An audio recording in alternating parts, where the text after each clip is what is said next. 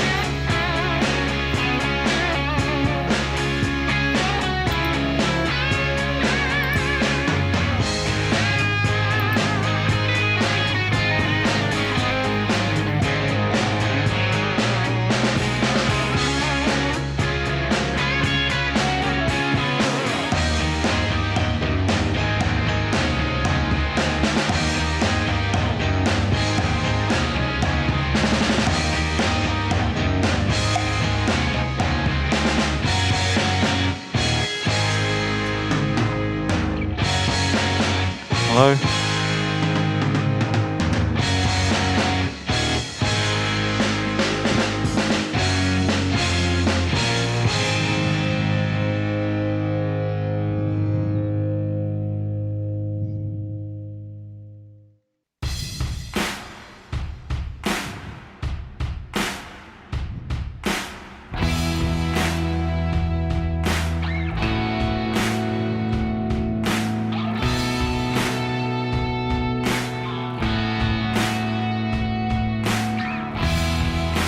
Hello? Hello?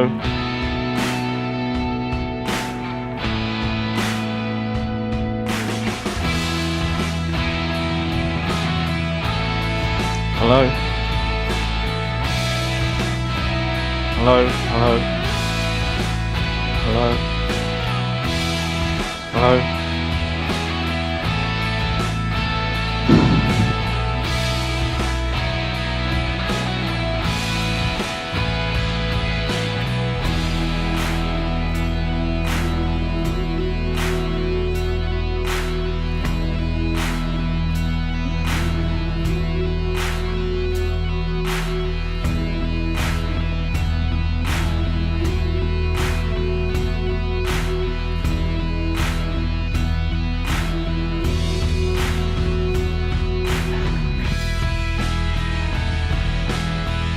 Hello?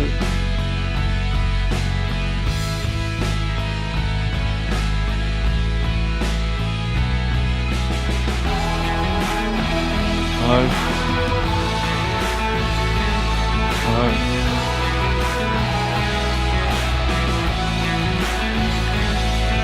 Hello?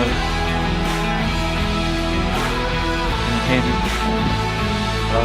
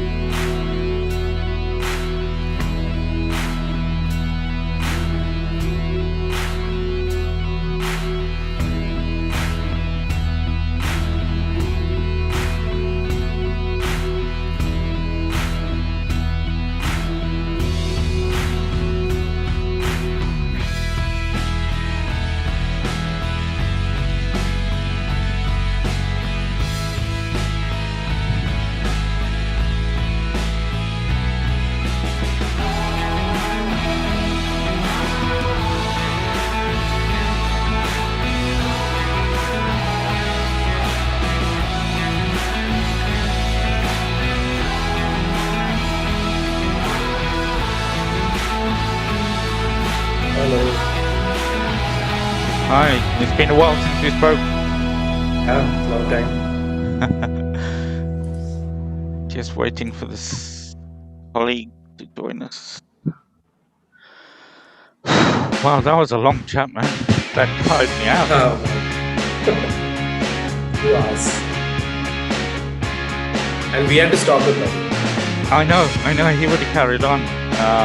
But fair play to him. I don't know. He must have spoken to other owners. Do they give you this much time or? Nobody. It's And so unusual. frank and so honest. It's nice. It's unusual, isn't it? Yeah. I do feel for him in terms of what's happened. You can see that he's personally invested, and That's the difference. he does feel responsible. But yeah, it'll be interesting to catch up with him sometime in the summer as well to see how things are going.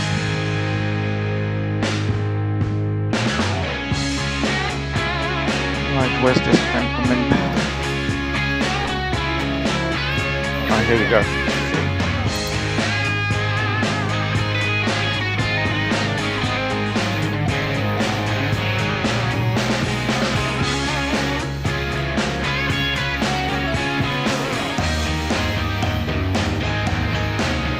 Hey, Ashirwad. I'm alright, my friend. How are you? I'm fine, thank you. Nevin, meet Ashirwad. Hi, Ashwan. Firstly, thank you so much for doing this.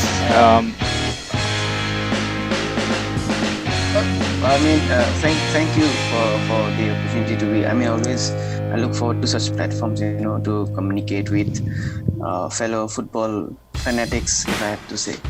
Well, you've definitely got one living here in the UK and a bigger one living in Kerala, so this is a good all over the world. But if you're ready, we'll make a start. Yeah, sure. Alright, let's get this show on the road.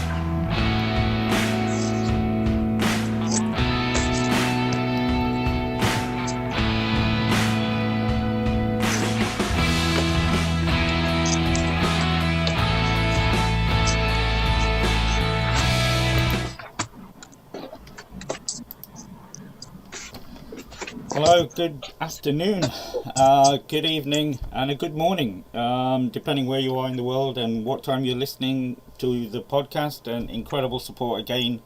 Really appreciate all the downloads, and hope you continue enjoying this show. And today is a special one. We've got a special guest with us. Obviously, we've got the main man himself, Nevin. Good afternoon. Hey, How are you, Bharat. my friend? Good afternoon. It's been a crazy week. I know you know the story, so we'll keep it away from the audience because we've got a guest tonight. It has been a tough week for you, and I do feel for you. And but like I said, it's a strange time that we're living in, and things we have to cope with, and you're coping really well. And more power to you as well as you move forward. And we'll talk about what's happened in upcoming shows. But it's a really special welcome to our guest today. All the way from the northeast, although I've not asked him, but he's got affiliation to that part of the world. Ashirwad, welcome to the show, my friend. How are you? Thank you so much, Bharat. I'm really good, and like I said, I always look forward to have a sort of communication with fellow football fans, and I'm really happy to be here and looking forward to this session. And where do we find you today? What part of India are you in? I'm from the northeastern part of India. There's a state called Assam. So I'm in the capital city of Assam called Guwahati. So that's the precise location that I can give you. It's a small valley surrounded by hills, and pretty pleasant weather right now. Pretty pumped up people as well because of the ISL semi-finals. And really frantic place regarding sports and music. And that's all I can say. And food. Yeah, Definitely definitely food. Yeah. Well, just to give you an insight, Nevin always makes me jealous because he switches his camera around, and no matter what part of Kerala he's in, The views are incredible. Make me really jealous. But I'm sure if there's a place in India that could challenge that, it's the part of the world that you live in as well. Uh, yeah, probably. Yeah, I mean, India is a pretty diverse country in terms of its culture and geography, but you see a lot of similarities as well in different places. So yeah, we could say that. I mean, Kerala is a coastal area, beautiful coastal scenes. We have beautiful plantations over there. We have beautiful plantations of tea over here in Assam as well. So yeah, it's pretty similar. Similar culture, similar people, and bounded by a similar love, same love for football. Absolutely, and that was what I was going to come to. The passion for football that both of the people of Kerala have and the people in the northeast have is unbelievable. It's incredible. Tell us a little bit about yourself and your support for Northeast United and how did that start? And tell us a little bit about the brigade as well. Uh, I started following football since I think 2007, and my father, my grandfather were all football fanatics. They used to follow the legends of Brazilian legends of Pele and Ricardo. Those greats, Cafu and Pele and all those greats. So I think that habitus was created in the family itself, and I started following football since 2007, and then we were always looking into the European football. That's what I think was the major attraction that we always had. Of course, Indian football was there in I League. We had a lot of different clubs who were doing really well, and there's a big history behind it. But for some reason or another, we always tend to be inclined towards European football because of the quality and the way they communicate with their audience. So we thought of we always dreamt of a similar atmosphere in this part of the world as well. So ISL, I think it provided us kind of a platform with that kind of giving us an entity as a club that we can support and call our own. So Northeast United Football Club was built upon the foundations of the idea that the 8 states of Northeast United would come together and that they would show their love and passion and the quality in this cultural field, if I have to say, and then they would represent a certain region. So that's how Northeast United was formed, and in 2017. I think the brigade, inception of brigade, if I had to say, the Highlander Brigade, there's an inception of the idea that why not, if there are so many of fanatics and so many of people who follow football and share a similar passion, want to come together and, there was a small group on social media that kind of burst into a big family of more than 800 900 people of members of the brigade throughout the country, and so I joined in to Highlander Brigade in 2018. It was the season, it was a crazy season. If Nevin would definitely know. Of course, he was also familiar with it, that Northeast United Football Club, they entered the semi-finals of the Indian Super League for the first time, and that kind of I joined the brigade with an expectation just to have that feeling of that atmosphere in the stadium and having people around you singing songs and chants and waving banners. So that was kind of the magnet, if I could say. And the season that followed was such a crazy and amazing season that we had, that kind of gelled all of us together, because the moment we stepped in, we already had felt the sorrow, the bad part of football, and of course the life that we already had in the previous seasons. But I think the joy that we shared together was kind of a glue that we could look back and see and say that, okay, that was the moment that we lived together and we witnessed. And it has been a really amazing journey with the brigade. Kind of feels like a family. It is a family, and I'm a proud member of it. And we look forward to spread the culture and the love for football across the region and the country. And just for my knowledge, and before I hand over to Nevin, because he is the font of knowledge, and I learn a lot about Indian football from him. But in terms of the Northeast and the club, how much support is it around the other states? Because I know you're based in the home games in Guwahati. What's the impact of Northeast United in other parts of the Northeast? I think there are people. I mean, of course, because there are people from this part who are settled in the other regions of the country, in Bangalore, be it in Bangalore or Mumbai or Delhi. So there are people over there who are members of the brigade, and but compared to, like I said, compared to this region, there are very few people who are like scattered around the different parts of the country. But in Northeast as a whole, I think, be it Meghalaya or Arunachal or Nagaland, these states are, if I have to say, football oriented states. I mean, it runs through their veins, if I have to say that. And we can see the street football. I mean, if you take a stroll in the park or you have an evening walk, you can see kids playing football in the hills. And I think I would not be wrong to say that yeah, it runs through their veins. So that support actually it resonates. I mean, there are clubs in other parts of this region, in Meghalaya, in Mizoram. There are clubs who are actually playing in the original OG division of Indian football, the I League.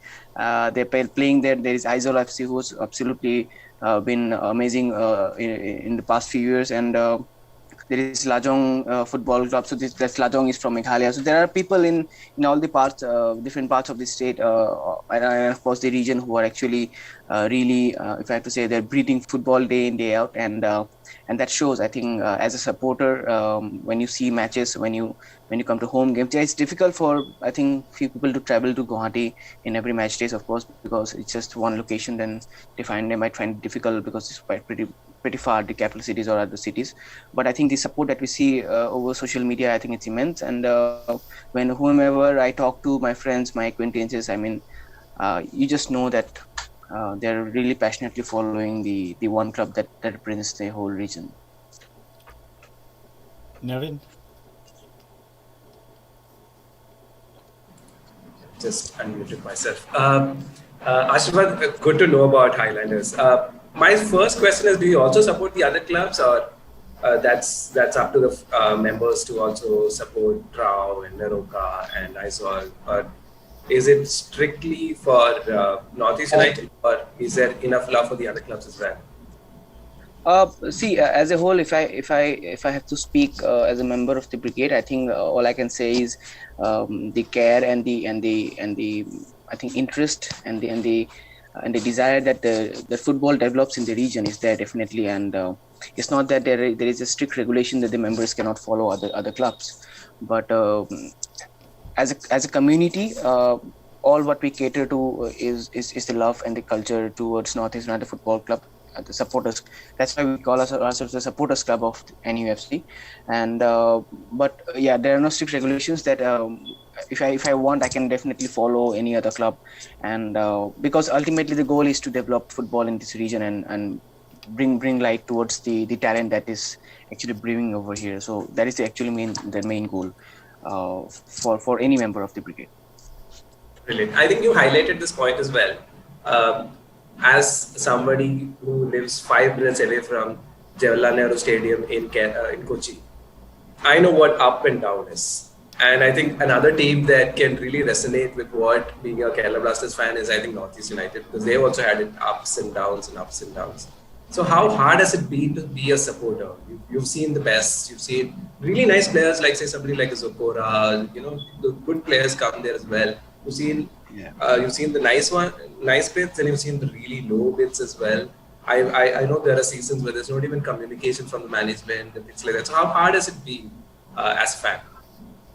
I think you grow as a fan if you are a part of that experience, the highs and the lows. I mean, the crest and trough. I think it's just an analogy to life. I mean, just like life, we have ups and downs in football, and so I think it makes you more connected to the team. And of course, the difficult seasons have been really, really difficult. I mean, the first season was, I think it was a phase where all the teams were trying to figure out where they were. So the ones that did really well, I think kudos to them definitely, because they had I think in some reason, either some clubs did that by performing that season, or other clubs might have had a better foundation. And in the following season, I think second and third, it felt like we were there, but we're not there. There was something like that. Just missing out on the important moments and such kind of stuff. The fourth season was, I mean, I don't. It was a blunder. I don't know, man. It was such a disappointing season. Not just on the basis of the results, but also the performance as well. So fourth season was really bad for us. So that was kind of a wake up call for every one of us who were involved as a fan. That if you are there to celebrate the success, I mean, let's get together for the bad times as well. So that kind of actually was a kind of a moment where I could say that people really realized who were the real fans and who were the fair weather fans, if I had to say. So it kind of concreted the idea that the main aim is to support the thing that you love and then keep on pushing for it, no matter how hard things get. And the next season that followed, I think the fifth season under Elko Shatori was kind of a really crazy season, we I think, if I'm not wrong, we got beat by Goa by 5 goals. I think that was the season that happened. If I'm not wrong, correct me if I'm wrong. But still we had so many amazing performances, and I think throughout that season, people talked. We came to know other people who were like really interested in football. I mean, starting from a student to a working professional to or maybe a guy who just drives a rickshaw puller maybe. So even if when I'm walking through the road, I'm wearing my jersey, and then that guy sees my jersey and he starts talking to me, I mean, about the club. So that kind of showed that people are there interested, and that kind of gave us some motivation to I think take it out, the expression, the emotions, to take it out on something that is very material, whether it's graffiti or whether it's chants and all. So these are the things actually, what I believe, just similar to religion, we have some totems, if I have to say, some pure things that kind of binds us. So even though the journey has been difficult, I mean, the season that followed the semi-final, I think that was another very disappointing season. But even then, I think in between, I think we communicated with the management as well regarding the whole idea behind how is things going on, how are things going on, right? So we needed to have that communication, because it wasn't like that we represented all the fans, but as a section of fans, we were kind of worried about how things were. So that kind of we actually we think of all of us, the management and the fans and the players, as one unit. So if there is something happening inside the family that we need to talk about, so we thought that was the moment we needed to talk to our family members, that what's going wrong, and what are the things we need to do next. So I think these kind of events, it kind of experiences, they bring you closer, and you get familiarized with the things that are happening and the way that you want them to happen. And then the season that is we are witnessing now, I think just because we are having communication, I think things are getting a bit more clearer, and that is I think in any club, I think it's very important, starting from England to India. I think it's very important to have that communication. Otherwise the spirit of the game, I think that the fans bring into the stadium, I think if that is missing, then I don't think if there is no support, then I don't think there's a proper reason to put your 100% effort inside the pitch. So I think it has been a very amazing experience with highs and lows, and looking forward to the years coming, and let's see what happens in the recent times.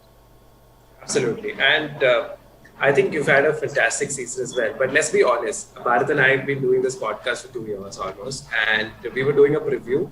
And the first thing we said, or I said, I take the blame for it, was that like Northeast is not going to make it to the playoff. I didn't fancy them. I thought, oh no, this is going to be another summer where they've not really made very interesting signings. And so how has this season been from pre-season, where I'm sure the expectations weren't that high? I mean, as a fan, you would obviously expect a final. To early days of Gerard News, where team was performing well, then there was a dip again, then Khalid Jamil came over, and now you can't stop, you can't lose. There's no, I don't think Northeast has lost a match after that. No. So how is it? It's 10 unbeaten runs. Touch wood. Okay, so as you said, I think as a fan, of course, you expect the team to do the very best that you can imagine, right? Any fan, and as a fan of Northeast United, I think as a Highlander, I think we all expected them to do really well. But like you said, we were not sure about how things would pan out because as I mentioned previously, the thing that was missing from the club was stability in terms of performance or personnel in both ways. And we had a change of personnel last season, and then Khalid took over by the end of the season. Mr. Yarni was sacked, and for whatever reasons, there was again another instability that followed, right? So and then of course the pandemic happened, and we were quite unsure where football would be. And then when they announced that the ISL would resume, then the first thing we were actually, as a member, we're talking about is what would happen now. I mean, would Khalid continue, or are we looking for a new set of coaching staff who are going to take a new project forward? I mean, it just should not be a temporary solution. That's what we were hoping for, that whatever we plan next as a club, I mean, even though we have not communicated the same thing directly, I mean, everybody were expecting that whatever is being planned should be for a longer term. And then Gerard news happened. The signings that followed, I think, if I have to say, they were very shrewd signings. Some were very intelligent signings. I mean, the ones with Ashutosh Mehta and Roshar Jela, they were actually very intelligent signings, because we lost Ridim Klang to FC Goa, and then we had to replace him. So Roshar Jela was kind of in a pretty good form in I-League. I think he was the top Indian goal scorer of I-League, if I'm not wrong. And then Ashutosh Mehta, of course, winning the league and then coming to Northeast United with a winning mentality. That these are the things that I think affected the morale of the team, the morale of the camp a lot, because we had winners and we had goal scorers and very players with positive mindset and a very forward-looking group that we had. And over the time, I think under Gerard Moose, the first thing that we saw, and that was very important, was having a good base, a foundation. I mean, like Sir Alex Ferguson have said, attacks wins you matches, but defense wins you titles, right? So that was kind of an optimistic sign to see a good foundation, good defensive base. And of course, we had younger players who were like who had a second season for the club, and that was quite really important, because you need to have that game time and experience. So players like Ninthoi and Apuya, who's been like really amazing this season. So he followed on to his previous season, his breakthrough season. So these are the things that I think that added up to form a very good unit. And Gerard Nunes, I think he capitalized on that. I think the beginning was really good. That's what I can say. The beginning was really good, and then suddenly the team stops scoring. Consecutive draws and losses in between, and then the strikers, they for some reason or not, they lost that touch. And so that was kind of a worrying sign for us. And then I think at that point of time, Hyderabad picked up, right? So I think there were a few whispers in the community as well that would we make the playoffs, like you said, because the start was really good. And then we were thinking, if this thing continues, then where do we see ourselves next? Because we're following the same path that we followed last season, right? So and then suddenly the bomb drops that Gerard Nunes has been sacked. So that was kind of created the mixed emotions among the fans, because let's be honest, he was kind of a fan favorite. The way he handled the media and the persona he had, his repo among the teammates. So that kind of, I think, kind of an attraction for the people. That was kind of a USP for him. But for some reason, his philosophy, his ideology, I think, it was taking a bump, I think, and I'm not the best person to judge, but because of course Khalid has been doing really well, and but I think it could have been something that might have backfired or would not have been. So we cannot say that, right? It's like just showing us cat. You don't know if you open the box until you open the box. So we opened the box, and we saw that of course the cat is alive. And Khalid, the reason that Khalid has been doing really well is because he knows the players. He knows them really well, really close. He's been working with him, with all the players, the Indian players who were here previously, and of course Ashutosh Mehta, he was there with Khalid as well. So there are people in the club, in the in squad who know him, who really adore him, and who respect his leadership quality. And I think that that power of man management along with his tactical prowess, I think that mixture, I think that helps Northeast United to research and to rise up again. I mean, through the table, and then finally, I think in some matches for other teams as well, I think our performance put pressure on the other teams, and then that kind of reflected on their results. Wins converting to draws, or draws converting to losses. So I think overall, till now, I think it has been a really scintillating journey and exciting journey. And yeah, so one semi-final done. So let's see what happens in the next one. How much did Deshaun Braun's signing make an impact? Did you think that was one of the major catalysts for the change, or was the team itself and he didn't really matter so much? I think there were a couple of factors that that influenced the performance. I think, of course, Deshaun Brown was a massive one. I mean, Deshaun Brown and Fede Gallagher's comeback was, I think, a massive. These were the two massive factors that affected the resurgence. Brown was, I think, he played 10 games for Bengaluru FC and scored none this season, right? And I think there is something with Bengaluru FC that and strikers that they lost Onwu last year, and then Onwu started to score for and then similar thing happened with Deshaun Brown as well. So when Brown came, I remember a friend of mine, so I'm not going to name him, but he told me that Brown has not scored for 10 games. So what do you think? So I said,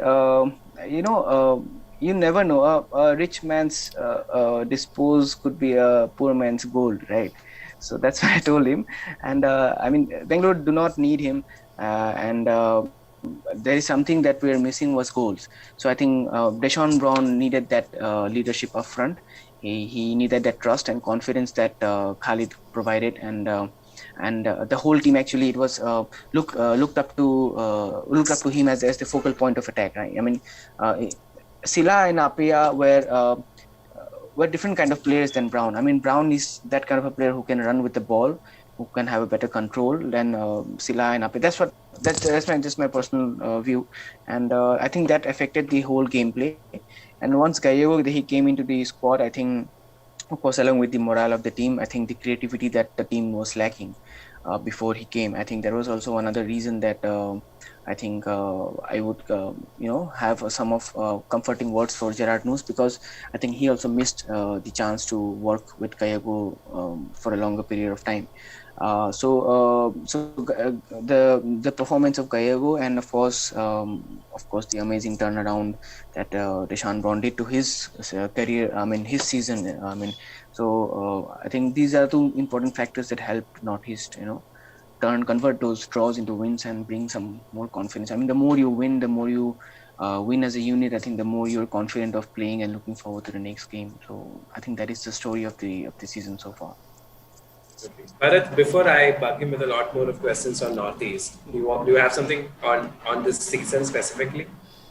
Yeah, I just wanted to ask, and we talked a lot about Gerard Noose, and we were really impressed with him, how he came across, the type of football he was playing, and I keep saying I'm never surprised as to what happens in Indian football, but that really did surprise me, the sacking of Gerard. And there was talk of issues in the dressing room, the usual stories you get.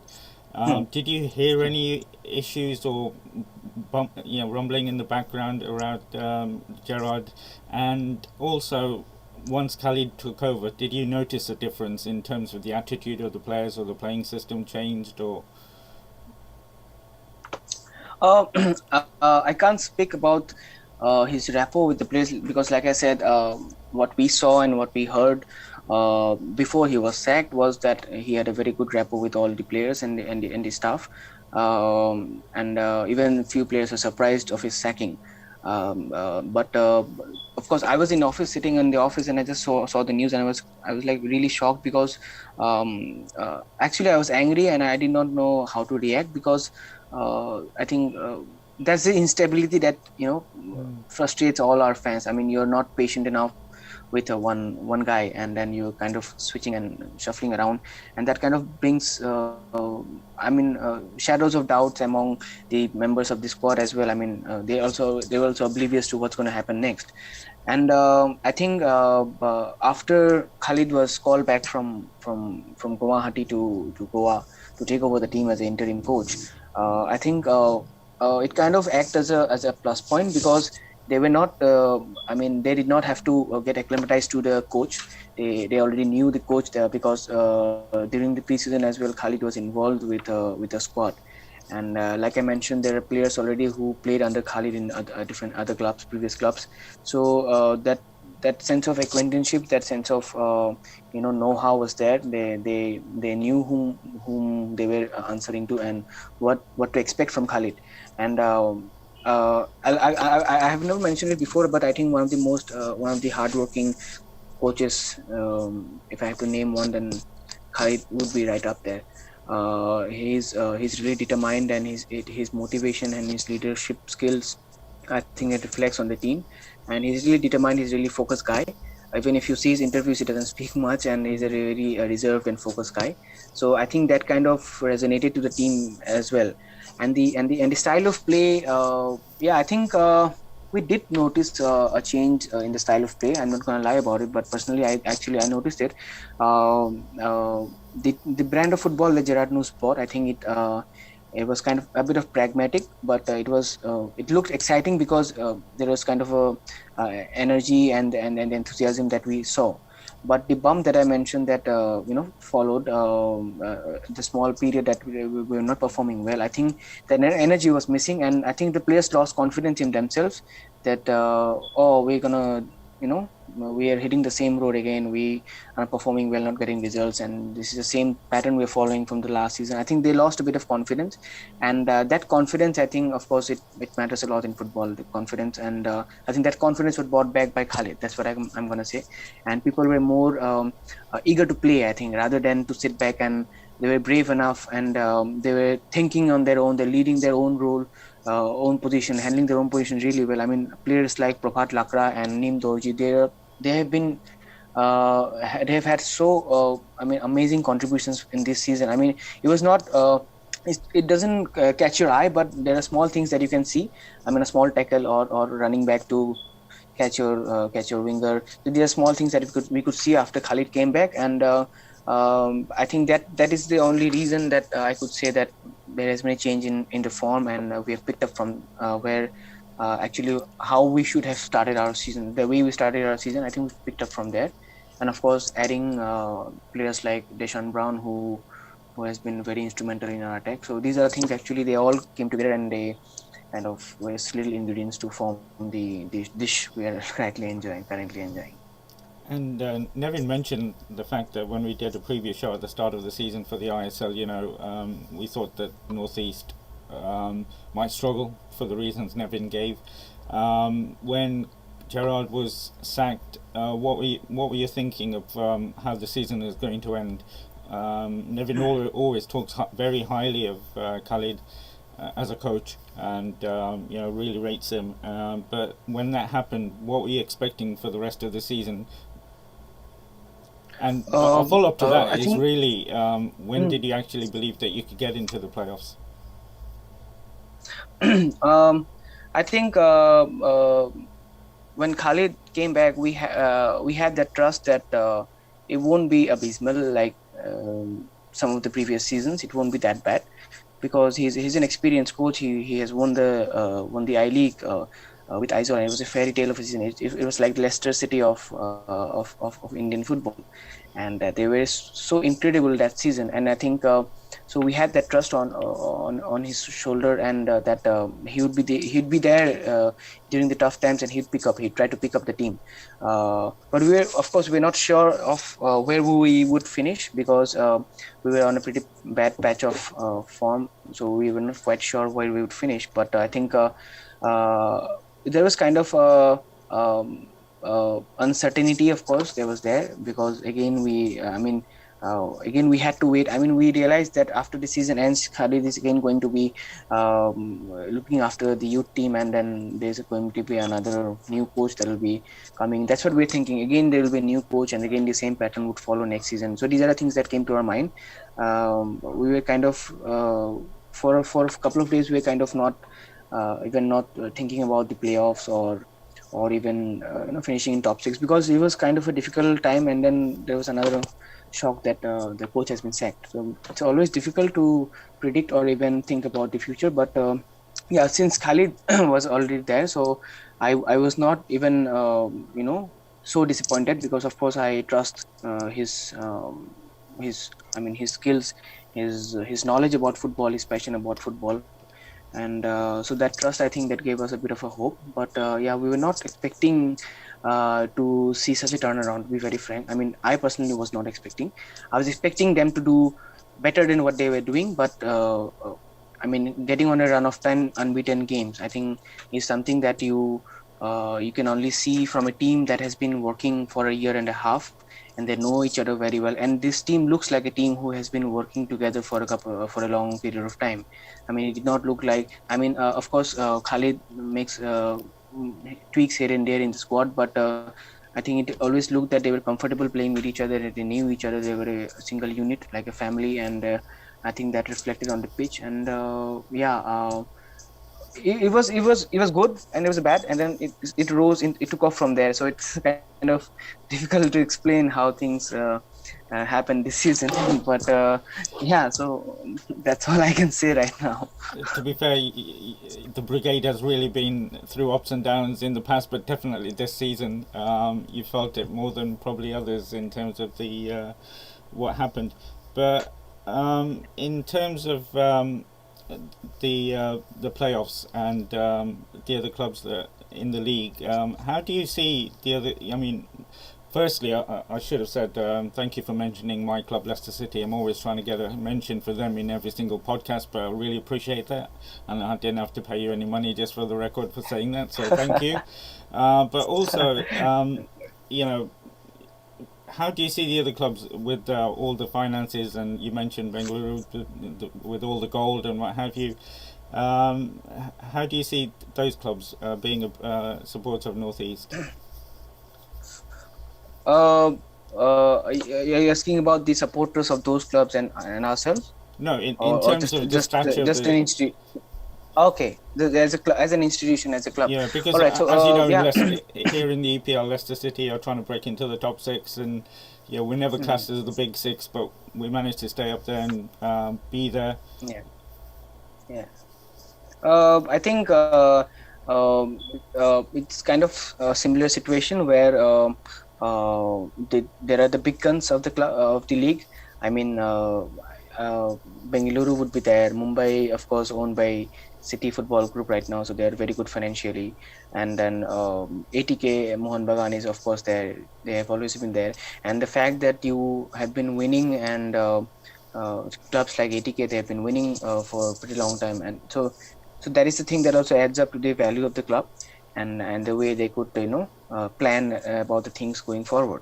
So in terms of that, I think Northeast United Football Club has been doing, if I have to use the word, exceptionally well, because of the fact that at this point of time, if you're losing star players every season, and then you're losing games, you're losing matches, you're not up there competing. So it's kind of it's just like it's like Leeds falling apart. I mean, we're not there. We have never been there like Leeds, but probably like Sunderland, or any third tier league club that has been involved in English football, who are like struggling to be there and just sustain and produce results, or at least contribute to the football of the region. So if you see all the aspects and you combine all the aspects, I think they have been doing really well. But it's difficult to sustain against the big guns, because of course once you have the head start, the financial head start, then I think it's unless you are there performing and winning trophies, it's difficult to catch them. And like you said, Leicester City has been trying to break into the top six. Even you have felt it, that it's very difficult financially to compete with the big guns like the Cities and the Chelseas and the Uniteds and the Liverpools. So I think it's a similar story here. There are clubs like ourselves or the clubs like I think Chennai has been Chennai did really well initially in the ISL, and then they had a pretty bad form throughout a couple of seasons. So there are clubs in the ISL who are like still trying to sustain and produce results, and yeah, it's a challenge, but I think that challenge, I think it makes it more for me, I think it makes it more intriguing to be part of that culture, because I know for sure that as a fan, if I'm seeing the days of struggle, then the day I'm seeing Mm. glory, I can look back and just enjoy the It thing that means, we have been there together. yeah, Yeah, yeah, yeah. So yeah, that means more. Yeah, once yeah, you're there, that means more. Yeah, yeah. Absolutely, I can associate with that as well. And at the moment, you're in the top four. Forget the top six. You're in the top four at the moment. yeah. How loudly did you scream when Silla scored? Oh my God! Yesterday was a. I can't say I was so disappointed with the first half, if I have to say, and then second half was a different team that I saw. Uh, I think the previous match that we played with ATK Mohan Bagan, I think under Khalid Jamil, I think that was one of the worst performances for me, the previous match against ATK Mohan Bagan. But we won that match because of the individual brilliance of Fede Gallego. And yesterday was, I think they followed up. I mean, they followed on with that performance, and I think it was a continuation of that match. But we did not have that whole system, the complete system to perform at that level. We were missing our focal point as a striker, and we had to play our right back as a right winger. That kind of that doesn't help you going forward as much as you would expect from a natural winger or a striker. But the thing is that I think the second half was, I think it was a different team that we saw, and under I think they must have definitely got some stick during the halftime, and Khalid was, I think, very clear with what he wanted to see from the team. And once Silla came, I think. Like I mentioned, I think when the goals dried up and Deshaun Brown came to the team, I think everyone was looking forward to just Brown performing or Brown playing. The people had a little bit of focus away from Silla because Silla had a really good start to the season, and he scored really important goals for the club this season. And of course, his presence inside the box is, of course, it's felt because he's a tall lad, and he's a strong lad as well. He's a good finisher. But I think that bump that he hit along with the season, I think everyone's focus was on Brown.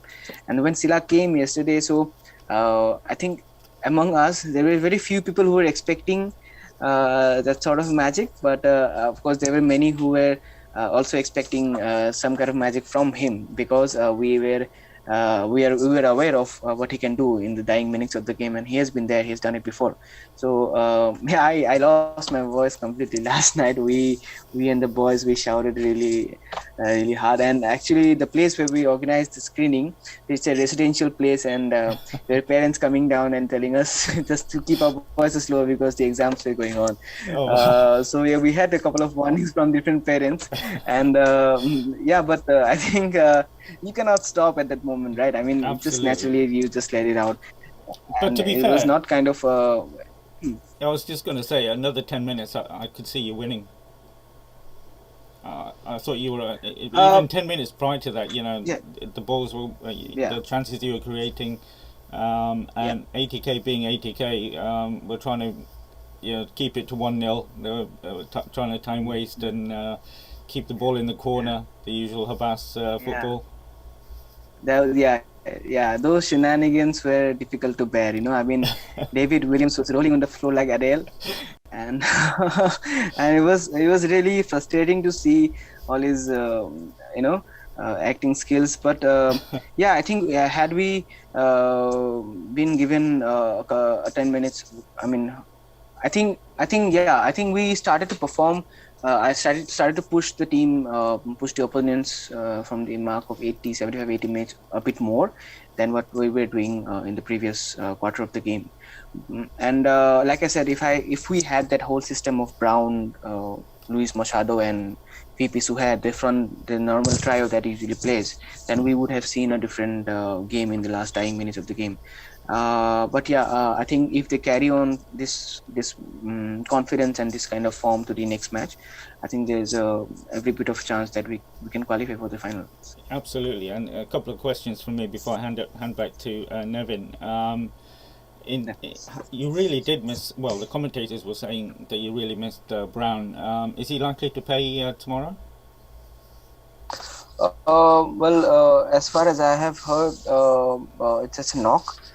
He could be back for the next leg, but you're never too sure. I mean, it's football is a different ball game altogether right now. So they, of course, they're not letting you out the real picture. But as far as I've heard, that he's had a knock in the training before the last match, and he should be probably back for the next match. And it starts off 0-0. There's no away goals in the playoffs. How do you think it'll go in the second leg? You must go in with quite a bit of confidence after that second half performance. Yeah, absolutely. Because like I said, the last quarter of the game of the last match, I think we were really pushing ourselves forward, and if we continue to do that in the next match, I think that's what we expect under Khalid. That the teams they push, they press hard, and they force you to commit mistakes, and then they capitalize on that mistake. I think Brown, as a focal point, has been really decisive in this kind of an ideology, the gameplay that once you commit a mistake, then there is Machado and Gallego who can feed you the balls. You can run behind the defense. Silla, on the other hand, is a different kind of a striker. He's a proper number 9. You need to put in crosses, and so the whole thing changes once you put Silla in. So of course, I think as a Northeast United fan, I expect them to start better than what they did in the last match.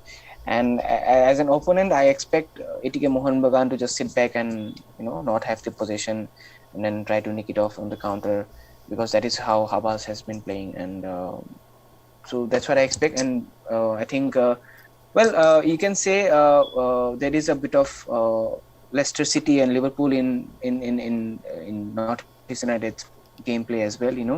You just wait for them to commit a mistake, and then you pounce on it. And on the I mean, we don't accept Liverpool. We forgot to ask you, by the way, who do you support in the EPL, or do you have a team in the EPL? Oh my God. I should have answered before Nevin said that. Oh. I've been following Liverpool since 2007. Yeah, no wonder there's a Liverpool and Leicester in it. I was wondering why you mentioned Liverpool, but no, carry on. We won't hold that against you. I mean, I spoke as a Northeast United fan. Okay, so so that will be a neutral perspective, not the Liverpool of now, but the Liverpool of yesteryear. Yeah. Okay, so all right. So I think as a whole, I believe it will be set up similarly. ATK would be typically ATK. And Northeast United would try to get behind them, and I think it's very important we as a unit we not only focus on just one player that usually is when you play against ATK Mohan Bagan. It's always on Roy Krishna, and I think that is the reason that we kind of yesterday we kind of let go of the other player, David Williams. I think he's a player who can change the game in a moment, and I think as a unit we need to defend better and create chances. These are the cliches that we have in football. You need to defend better and create chances, but I think that is what we need to do. And I'm hopeful that we'll be, since it starts from 0-0. I mean, there is no away rule, so winner takes it all. So I think from the first minute, I think we need to be very, very competitive and very energetic to get something out of the game. Yeah, and it's possible. And it's possible. Yeah. In last week's podcast, I think I was just being mischievous by saying that ATK wanted to play Northeast in the playoffs because they thought that might be easier than playing Goa or something, so they lost to Mumbai City. But we knew that it was going to be a lot harder than that. Back in the day, the German team used to plan out how they're going to get through the knockout stages. They plan their route. If they have to lose a group game to get an easier route, they used to do that. But I was just trying to create a bit of mischief. But no, I think you should go into that game with a lot of confidence. And just a final question for me, and I'll probably carry on with Nevin in terms of quite a few players I was really impressed with yesterday. Ashutosh, Gajinda, but obviously Apua. You seem to have a conveyor belt of talent in the northeast. Can you tell us about that conveyor belt and the incredible talent that comes from that region, and a little bit about the man himself? What a season he's had. Yeah, I think it has always been there. Uh, as a conveyor belt, as you can say, the production house, the factory, football factory that we can say in this part of the region, and we as Highlanders, we have been contributing to the Indian scenario for a very long time. But I think starting from Gilbertson Sangma to what we have right now in Apuya, I think there has been a very big history. I mean, we had Dr. Ao, who has captained the Olympic team for India. So he's from Nagaland. So these are the players that we have already seen or heard from our parents or grandparents, and now we have the chance to witness the next generation of footballers that we're producing for the Indian team. Whether it's Apuya or you see Suresh Wangjam from Bengaluru, Jerry from Odisha. There are a lot of a lot of good players who are actually very interesting to watch, and you can see that there's a raw talent that if you can nurture it and you can mold it into a personality, put some discipline, and then if you can have a proper training and proper scheduling, and then I think it really helps for any player to grow, not just from people from Northeast. I mean, if you can see, there are people in squad, players in the squad of Hyderabad FC who are really young and who have been doing really well, who did really well this season. Whether it's Sana Singh as a defender who has been called up to the national team, or whether it's Liston Kolacho, or even in ATK Mohan Bagan, we have really good Indian players in Manveer Singh and all. But as a resident of Northeast India, I think I can say that the contribution has always been there. And Apuya, I mean, the last season that I saw him, he doesn't do much fancy stuff quite regularly in the field, but the things that he does are very efficient, whether it's a pass, or whether it's shielding the ball with a body, or doing cheeky things that might frustrate the opponent, winning second balls.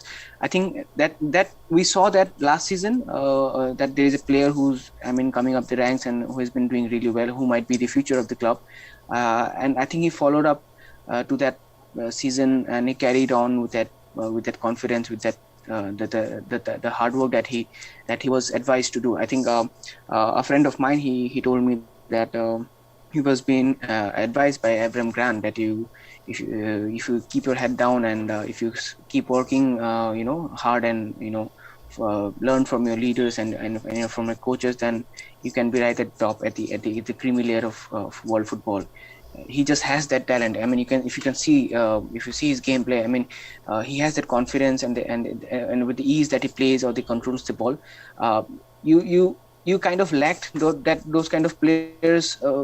I mean, a decade back, where in Indian football you would not see such kind of players right now. But I think even with the exposure that people from this part of the country or India has to Europe or other places through television and media, I think it really helps in that sense as well. And ISL has also been an amazing platform, bringing players from other parts of the world, and they learn as a unit. They learn skills other than football, and then these things really help in shaping one player. And I think Apua has been he has been really good example of how things should be for a young player who's coming up the ranks and trying to break into the national team, and kudos to him that he has been selected for the team, and of course looking forward to the matches of the national team. Yeah, absolutely. Nevin? Yeah, Ashirvad, I have a very. I'm sure you probably get upset about it, but I'm sure you get asked this a lot as well. Is the Northeast United really united in terms of, do they do enough in the Northeast in terms of talent scouting, in terms of grassroots clinics? Because from here, sitting here, I feel they don't do enough, considering the wealth of talent in Northeast. Yeah. If I have to speak as an observer, I think I will probably agree a bit with you. But again, it again comes back to the same question of how financially strong or how good a foundation do you have as a club, as an institution, because these are the things that comes under uh, social responsibility as well, as an institution, as a corporate, as a franchisee. And of course, no doubt that they have been doing their own part very slowly or very minimalistically. They have their own. We have our own youth team and a second team that has been playing, or they play the preseason games, or the local competitions they take part in. Uh, but the thing is that the scale at which we would have wanted to see, I think that is of course missing, and it's not just in the Northeast India. I think as a whole in India as well, only few places are there that we can see football from grassroots being developed. I mean, Mumbai is of course there because of the being the financial capital of India. I can see these things happening in Kerala because I see videos on Instagram that there are local leagues that happening there. And I think recently I saw another league where I think FC Goa they took part in, if I'm not wrong. Yeah, so these are the places I think we can expect that locally there are things brewing up, but the limelight that should have been there, or institutionalizing the whole thing, the game, providing a proper structure, I think it's missing in many parts of the country. And considering the wealth of talent that you mentioned that we all have in different parts of India, or specifically if we have to talk about Northeast, I think the attention that should have been there, I think it's definitely lacking. And it's I think it's not just a responsibility of the club. I think it works both ways, of the governing bodies, or even us as family members and parents are we willing to let our kids go out and play football, or are we willing to let them have a career of their own choice? So these are the things I think that really affect the uh, whole the shape of the whole thing. I mean, the whole idea behind having a footballing nation as India. I mean, I think these things are really important, really significant in how you plan your growth in the coming years. So yeah, I think to some extent, yeah, definitely I would agree with you that the magnitude of the thing that we expected has not been there yet. But I think moments like these, where we as families, or we as peers, or our parents or our friends' parents, when they see young kids like Apuya and Ninthoi doing really well in the national stage, and that, I think that kind of gives them a motivation, or gives the kids and the children who aspire to be footballers a chance to at least have a talk with their parents, that look father, or look papa, this is the guy I used to play with, and he's now playing for a club. Just like things happening in IPL, right? So I forgot his name. There's a guy from Assam who played for I think Rajasthan last time in cricket. So in cricket, when you talk about cricket, then it becomes a different team. It's kind of a different ball game altogether. But so the idea behind it is same. That once you relate to a success story, then it's easier to convince your family members. So I think, yeah, if I have to say, then there are a lot of factors that are involved in this. Yeah, and sort of like an extension to the question is that generally when we talk about Northeastern football, people don't really realize that this is Manipur and Meghalaya and Mizoram we're talking about maybe. It's not really the other states. And I have to ask you about Assam itself in Guwahati. I heard, I think 2-3 years back when I was there, I had heard that Guwahati City FC is starting and they're serious about football, but they've not really kicked off. So what is the scene in Assam? Well, in Assam, I think we have had those small local leagues that I was mentioning before. So we had that, but as a club who's taking part in the national stage, I think Guwahati City FC was there, I think for one season or a couple of seasons in the I League, I think the lowest division of the league. They were there, and but if I have to talk about the other states of Northeast India, I think they have always been very determined and very enthusiastic about football, having an institution and clubs like Shillong Lajong or Aizawl, Neroka. So I think these are these are the things that these are the things that you cannot ignore, that there are people interested in football, and that people are who are trying to make a name. But in Assam, it's completely a different scenario. I think you lack that motivation, that enthusiasm towards football as much as you would like to have, or as much as they have towards cricket. But I think since the last time we reached the semi-final in 2018, since 2018, I think people have been growing in taking interest, and we as fan clubs were trying to bring people into that fold, whether it's making graffitis or wall paintings all over the region, and then making people aware of the culture or the importance of the game. I think that is a contribution that falls on our part as fans. But if I have to answer your question, as an institution, I think there are the number of clubs that we expect that the region to have in the national stage. I think we do not have that much of representation, for whatever reason it could be. But I think people are engaged in other parts of their life rather than, so see, still I think even now sports is considered a very trivial thing. It's not taken into, I mean, really serious. Then it's not taken really seriously. So that is one reason that I can say that people are not more encouraged to be a part of that culture, part of that profession.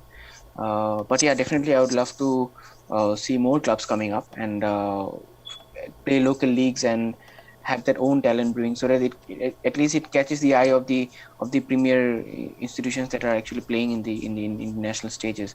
uh, and then once they have that exposure, I think once you have that experience and exposure, I think then of course good things follow, and then of course at least we can dream of achieving our collective dream of having a football power, India, the football power. Brilliant, brilliant. I think you've answered pretty much all my questions. I would love to see those graffitis and those posters. So if you can share it with Bharat, we would be happy to post it on Twitter. Yeah, And absolutely. it'll be Absolutely. a Yes, for us yes. as well. Yeah, So sure. Yeah, definitely. I was going to say, whenever the national team plays in Guwahati, the atmosphere is incredible. So it must be similar when the Highlanders are playing at home. Oh, yeah. I think it feels like, I mean, if somebody is coming from outside, then that person would feel really at home, as a football fan, in the stadium, because the atmosphere is such that you create a sacred bubble there, where you live the moment, and then you take it with you to home. So I think of course last season we were there, and then it was not a good season, and then we're looking forward to come to stadium this season, and then corona happened. So that kind of, it was kind of a bummer. And then yeah, actually recently I had a talk with the players of the club, and they were asking us a similar question, that what are you looking forward for us to come back to stadium and play again. And I think Lambo was the guy who asked, and I said, Benji, of course we are looking forward to welcoming you back to the stadium and have that atmosphere again, because I think without fans, I think it works in both ways. Without fans, I mean, it feels like it's not a game. I mean, you'd rather watch FIFA. You'd rather play FIFA rather than watching an empty stadium. But or for a player, it's the same thing. You rather it's very demotivating for a team, and you cannot have that source of energy that you can draw. The zeal in the last dying moments of the game, or turn the game around. But yeah, we're looking forward to the next season. Hopefully, we have our stadiums packed. And I think the making of graffitis was another reason that we could not be there with the players. So I think painting the walls with the love for the game and the club. I think that was another reason of taking this step, so that we can show our love for the club and the players, and show that we are right behind them as the 12th man. But yeah, of course, looking forward to the next season where we can have that normalcy resumed. Well, my bucket list, whenever I speak to somebody in India, just keeps growing. One of the things was that obviously I want to come and see your beautiful part of the world as well, but also watch a game at Aizawl, the stadium there. I've heard it's an experience because of its location, but now you've just persuaded me to come and see Northeast United with the Brigade. I'm looking forward to that now. You're so most welcome, Bharat. We'd love to have you here. Definitely. Bharat, I'm joining you as well. Well, I was going to. Of course, Nevin and Bharat, you both guys are really well. Because I'm telling you, I was actually there at Guwahati, but I couldn't catch a match. Unfortunately, I did watch a match in Shillong Lajong, the Lajong match, but I couldn't get a match in Guwahati due to my odd timings. But again, about a beautiful city. I love Guwahati because I think it's also the sort of a melting pot for all the cultures, and they come there, and that's like the big city of the Northeast and big Brahmaputra. I mean, the river is there. It's huge. I remember going to the Kamakya and watching the valley from there. It's just a very, very pretty town. So pretty city. Towns probably. I still think Leicester is the most beautiful place in the world, but I wait to be proven wrong when I start. Number two, of course. When I start ticking off my bucket list in India. But in terms of this season, who do you want to play in the final? All right, that's a tough question. But see, as a fan, if I have to say, I think I prefer Mumbai than Goa. I would prefer Mumbai than Goa. Really? Wow. Yeah. If you're gonna win big. It's a bold call. Yeah, it's a bold because call, they've been defeating Mumbai like they're a small team. No, of course. No, the other reason is I think there is something in Goa that scares me. The never say die attitude that they have. I think even if a midfielder plays as a striker or a defender plays as a wing back, I think they somehow managed to do really well. They missed really important players last match against Mumbai City, and still they managed to. I think they were leading 2-0 and then they managed to draw, right? Then they drew. I think was it something like that, yeah. But they were leading at one point. They led 2-1. Yeah. They led 2-1, right? So I think there is something about Goa that kind of it's intimidating. But Mumbai, on the other hand, I mean, of course, with their free-flowing football and very well set of players who are really amazing in what they do, but still, I think they have a chink in their armor that we can capitalize on. And so if we reach the final, then definitely I will have to play against Mumbai City. And of course, if we defeat Mumbai City, the current, if you have to say, the powerhouse of the league, so that's kind of an icing on the cake. Well, we beat the EPL champions just a few weeks back, so it is absolutely possible. I'm not mentioning any red team, but you know who I mean. Final question for me. Yeah. Would you like Khalid to stay on as manager? Because I believe, again, Nevin, correct me if I'm wrong, but I think Indian coaches allowed from next season? Yeah. I think they've taken off that, they've relaxed that rule. Would you like him to stay on? Absolutely. I want this unit to stay. I want, of course, there will be a few changes in personnel as players. That is kind of a norm in football nowadays. But I don't know what's going to happen. But as a coaching unit, I want this coaching unit to stay and build up from where. I mean, even if they don't qualify for the finals, I think what I want is they build up from here as a unit, and they plan out that in the next 5 years, these are the things these are the goals that we need to achieve. And because it brings stability. If you keep changing the personnel or the staff, it brings it kind of makes it chaotic. So I think I would definitely want Khalid and Alisson to stay, along with Asir, of course, the goalkeeping coach who's been really superb this time. Shout out Asir. Well, Nevin, I could carry on speaking to Asir for another hour or so. Same here. But I think we've taken away 1 hour of this good Sunday evening. Absolutely. So it flew by. I couldn't even realize, right? But I can't thank you enough. And one thing I am going to ask you is to come back on the show soon. It's been absolutely fantastic talking to you. Really good insight for me. I want to learn more about football in that part of the world because It sounds amazing, and it'd be incredible to have you back on the show. Yeah, I mean, thank you, both of you. Thanks to you for having a chat, and we could share our thoughts about the game that we love. And yeah, would definitely love to come back and talk more about football, Indian football, world football. And of course, you guys both are welcome to Northeast India, especially to Guwahati. And hopefully, we can catch up with you in the next season in the stands, in the Southeast stand with Highlander Brigade. I look forward to it. Nevin will probably be there before me. But one more thing before we end. You need to check out Nevin's videos on YouTube. They're amazing. They'll give you an idea of what he puts me through when we do this podcast, and he shows me the views, but the locations and the football stories. I don't know if you've had a chance to, but I highly recommend you checking those out. Sure.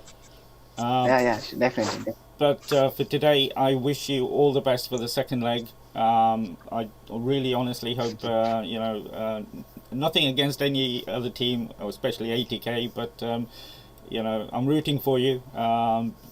Being a fellow, shall we say, smaller club, but big in heart. So wish you all the best, and we'll keep in touch. And if you want us to share anything through our medias, just send it through.